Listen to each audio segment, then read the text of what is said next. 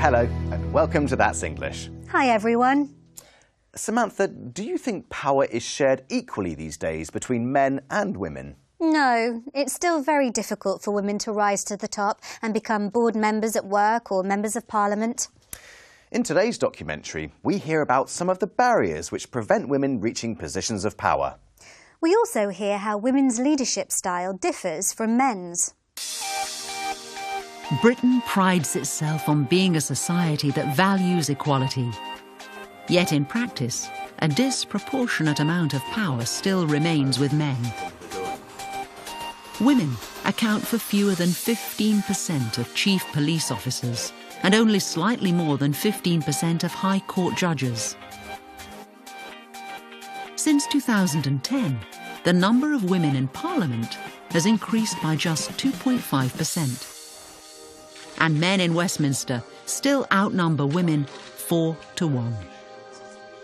One area where women are progressing is in business. Britain's biggest companies have recently hit the government target of having 25% of their executive teams filled with women. In fact, companies with more women on their boards have been found to outperform their rivals by 42%. Lisa Buckingham is the Director of Diversity at the Institute of Directors, which supports business leaders in the UK. She's one of the people helping women rise to the top. The major barrier to becoming a powerful woman in business still is the fact that we have children, we take time off for childcare. When we return to work, possibly we want flexible hours, and still I think business is sort of quite old-fashioned. They don't like it. They like a suit jacket on the back of the chair, and sometimes that doesn't suit women. Lisa is responsible for establishing Breaking the Mould Awards, which recognise companies that create opportunities for more female executives. She has her own views about women as leaders. Actually, women's leadership style is rather different. I think we tend to be more inclusive, a bit more nurturing, and I think that is probably quite good. We do have a sense that keeping everyone together rather than having a firm thumb on things is not such a bad idea. John Connolly works for a female boss at technology giant Fujitsu. He tells us what it's like to work for a woman. A good leader of any team, there shouldn't be any difference in terms of the quality of the person, the respect you give them, and the support they give you. However, there are certain differences that you come across in terms of styles. In a relationship where there's a female leader, you often find the tone of the conversations less aggressive in the working environment and far more positive in looking forwards. John's boss is Helen Lamb, a senior director at Fujitsu. She describes her journey to one of the top roles in a technology company. I left university with a degree in business studies, and if I'm honest, I didn't really know what the world of work had open for me in terms of opportunities. So I joined a technology company, and I was very fortunate with the company that I joined because I was offered the opportunity to work in different parts of the business. And I've actually stayed with this company for 20 years because of the opportunities that they've offered me. Research shows that women rise to power slower than men because they wait to be recognised rather than proactively seeking promotion. But I think women are terribly poor at pushing themselves forward, at talking about their skills, at saying, hey, you know, I can do this. I would like that job. Networking, negotiating and flexibility are needed to rise to the top, whether you're a man or a woman. But the best way to increase the number of women in power is to have other women in power who support those on their way up. So to get to positions of power, women need to push themselves forward and make sure people recognise their skills. You're good at that, Samantha. I should go far. But one of the main barriers still seems to be having children and the problem of childcare. Yes, definitely.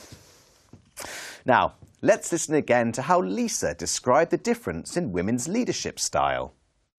Actually, women's leadership style is rather different. I think we tend to be more inclusive, a bit more nurturing, and I think that is probably quite good. We do have a sense that keeping everyone together rather than having a firm thumb on things is not such a bad idea. She says they are more inclusive and nurturing and not so worried about having a firm thumb on things. In other words, they have a more encouraging, less controlling style. And John said women bosses tend to be less aggressive and have a more positive outlook. We asked our international friends about power in their country. Who traditionally has held the most power in your country? Politicians, business, army, the church or religious groups, the media? Do you think this is changing? Traditionally, a lot of the power in Jamaica rested with the CIA. And, they interfered with Jamaican politics in such a huge way in the 1970s. We're still dealing with the repercussions of that. I think the answer is definitely the church. People going back a generation to like the 1970s, there was 91% of people in Ireland were attending weekly services, not even just once a month, every single week. Perhaps an interesting statistic about that as well is that when the recession hit, the attendance of church jumped 20%. I would say politicians hold the biggest power in Scotland, especially the Westminster government, which I think holds too much power over Scotland. In the past, the British monarchy held a lot of power in Australia. These days, politicians and the media tend to govern what we think. It used to be politicians back in days, like if you go 50 years back, and police, they are most powerful people. But now, because of the social media and the education, people are more active. They know what's happening, what's wrong and right. They ask right questions. Politicians have a lot of power, but they have to also work with the royal family. So the Queen and the government really have to make decisions together. So I would say it's equal between them. I think the media has quite a lot of influence today, because what they want you to see, you're going to see round the clock, but what they don't want you to see, you're not going to hear about.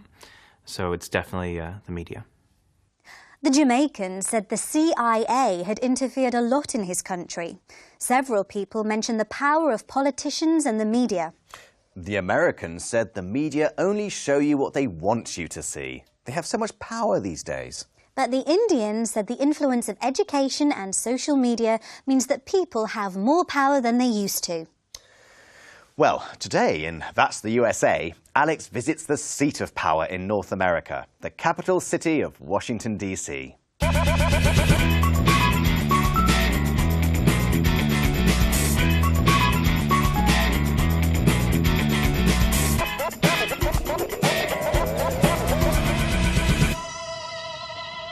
Hello again. Today we're in the nation's capital, Washington, D.C. Washington was founded in 1791 and is home to some of the most important buildings and landmarks in the country. As the capital of the United States, this city displays a genuine sense of power and history. Behind me is one of the most iconic U.S. buildings, the White House. The White House was built between 1792 and 1800. It's been the official residence of every U.S. president since then. Like the White House, the Capitol building has been in operation since 1800. I'm here with Sharon, who works at the Capitol Visitor Center. So, what is the Capitol building?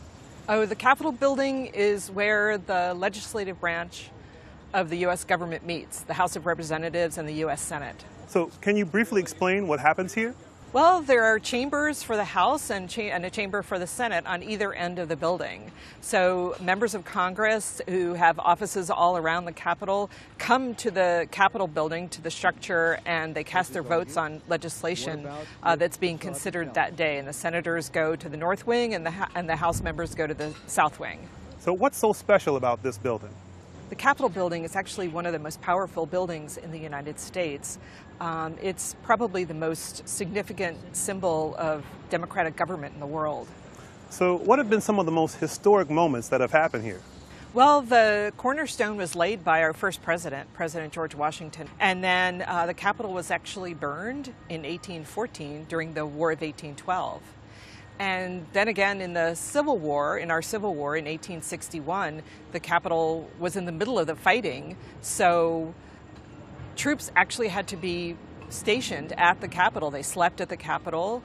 For a while there was a hospital at the Capitol. There was even a bakery at the Capitol to feed the troops. Well, I appreciate your time. Thank you so much. Thank you. Washington has some awesome museums and galleries. The National Museum of American History contains some treasured items of North American culture.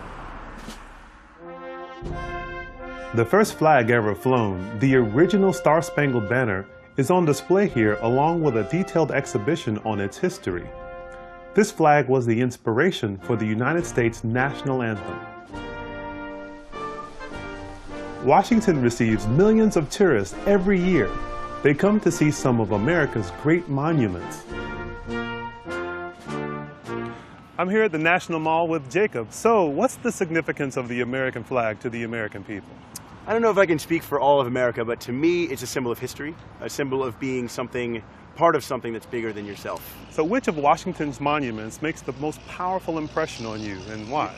The most powerful monument to me in DC is the Vietnam Memorial Monument. It's actually a list of everyone's name that perished during the war or because of the war, and just the symbolism of that list is extremely powerful looking at the names there.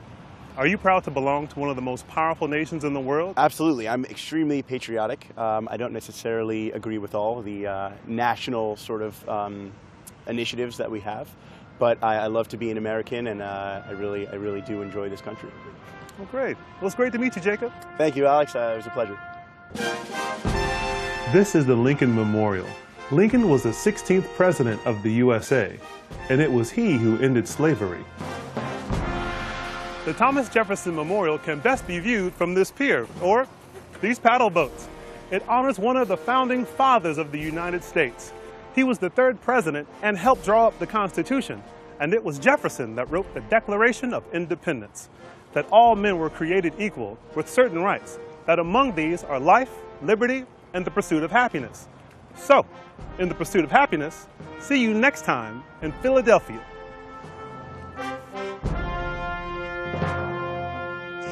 If I were President of the United States, I'd change the Declaration of Independence to all men and women are created equal. I think men is supposed to be a generic term for humans. Washington certainly has some impressive buildings and monuments. Yes, North Americans are extremely proud of their nation, their history and heritage. And their Star-Spangled Banner. Da da da da da da. Yes, that's lovely, Samantha. Very nice, very nice. Bye for now. We'll see you next time. Bye. Da, da, da, da, da, da.